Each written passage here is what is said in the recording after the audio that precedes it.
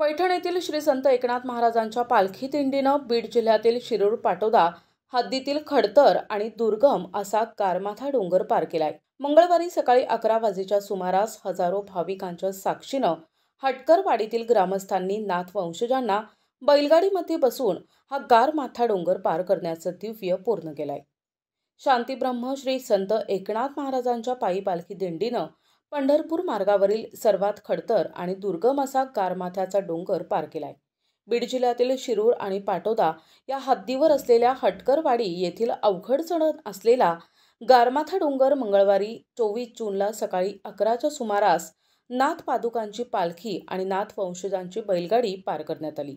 18 जूनला पैठणच्या नाथ पालखी दिंडीचं प्रस्थान पंढरपूरच्या दिशेनं झालं होतं। या पालखी दिंडी सोहळ्यामध्ये जवळपास 35 उपदिंड्यांद्वारे 10,000 भाविक वारकरी सहभागी झालेत। दिंडी प्रस्थानच्या 6व्या दिवशी शिरूर तालुक्यातील रायमोहा येथील 20वा मुक्कामानंतर हटकरवाडी आव्हाळवाडी या ग्रामस्थांच्या मदतीनं रघुनाथ बुवा पांडव, ज्ञानेश पांडव, योगेश बुवा पांडव या नाथवंशजांना सजवलेल्या बैलगाडीमध्ये बसून खडतर अशा गारमाथ्याचा डोंगर परिसरातील तरुण युवकांच्या हस्ते हातानं ओढून पार केला जातो।